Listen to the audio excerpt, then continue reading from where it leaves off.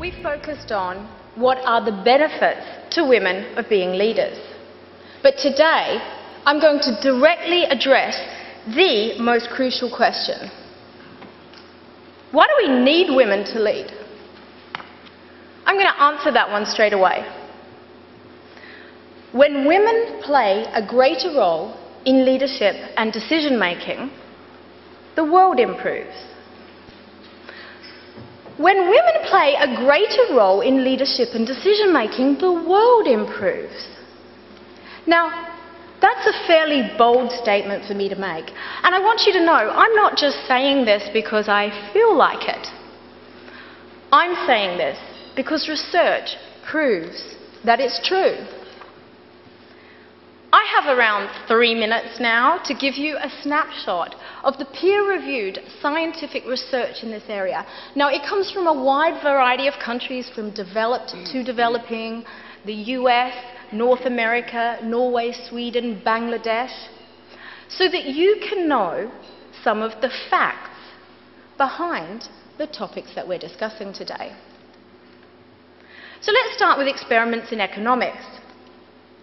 When women, groups with a female majority in decision-making, so these are groups that are not all women, but they have a female majority, so women are swaying the balance of the decision. What do we find? Groups with a female majority are more likely to be generous to outsiders. They are more likely to distribute resources to people who are not part of the group, but who are equally needy. Similarly, we find from another study that decision-making groups with a female majority are more likely to vote for an egalitarian distribution of resources. That means a fair distribution of resources. So that's from experimental work. What about in families? What about when women play a greater role in leadership and decision-making in the family? Well, when women are directly responsible for key financial decisions, we find a higher child survival rate. We find healthier children, a better savings rate, a better rate of savings for pension and for the future. We find reduced domestic violence. And many of you will know that the Nobel Prize winner in economics, Dr. Muhammad Yunus, who got his Nobel Prize for the concept of microfinance, actually proposed women's access to financial resources as a means to eradicate poverty. So what about in companies? What happens when women play a key decision-making role in companies? Now, the study I'm going to speak to you about now covers 520 Fortune 500 companies. So these are the companies that made it into the Fortune 500 between 2001 and 2004. It comes from a large HR organisation in North America. And what they did is this. They divided companies into quartiles according to how many women board directors they had. And they compared those companies with the highest number of women board directors to those with the lowest number. And this is what they found in terms of return on sales. Those companies with a higher proportion of women board directors had a 42% higher return on sales than those with the lowest number. Return on sales is profit divided by revenue. Now, in terms of return on invested capital, the ratio between profit and invested capital, those companies with a higher number of women board directors had a 66% higher return on capital. Now, I haven't shown it here, but you should know these results held true irrespective of the industry from which the company came. So this wasn't just true for typically female industries like marketing and communications, but also for industries like IT, finance, engineering. What are the benefits for the whole country when women play a greater role in leadership and decision-making? Well, improving gender equality in the workplace measurably improves a country's economic growth in developing countries. There's been a lot of work done by the UN in this area, countries across Middle East, North Africa and Asia. But it's not just developing countries. A study by Daly in 2007 that improving women's participation in economic activities could boost GDP even in developed countries by as much as 9% in the US, 13% in Europe, and 16% in Japan.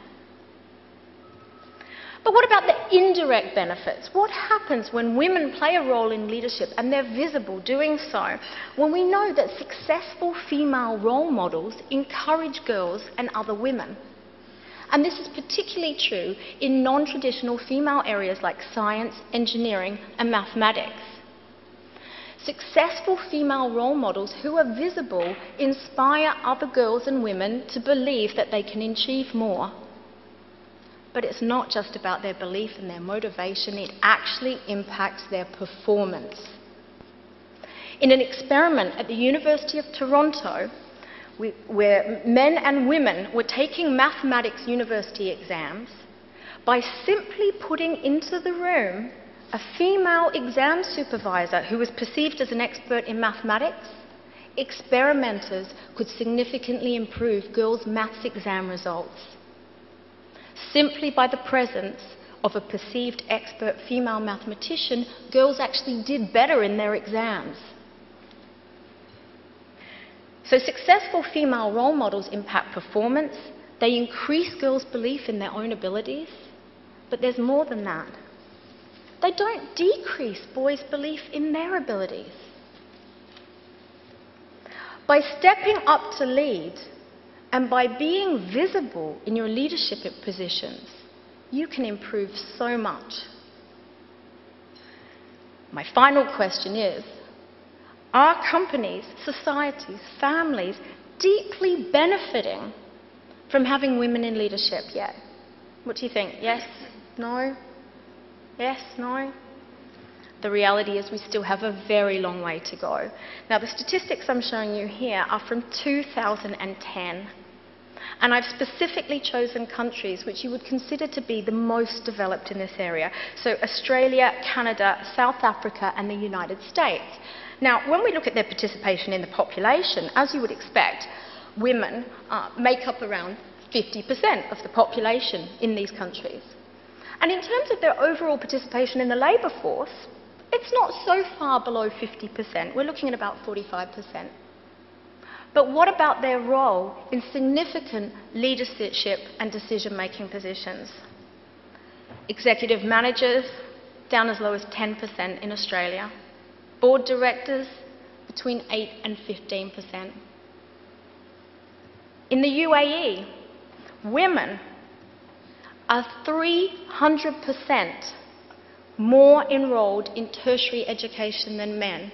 What that means is that the likelihood that a woman in the UAE will go on and extend her education into college, into university, is 3 times higher than the likelihood that a man will do the same.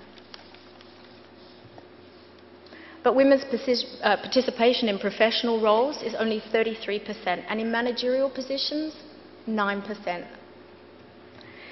In summary, I've shown you a lot of results that show women playing a visible role in leadership and decision-making can significantly improve families, companies, and countries.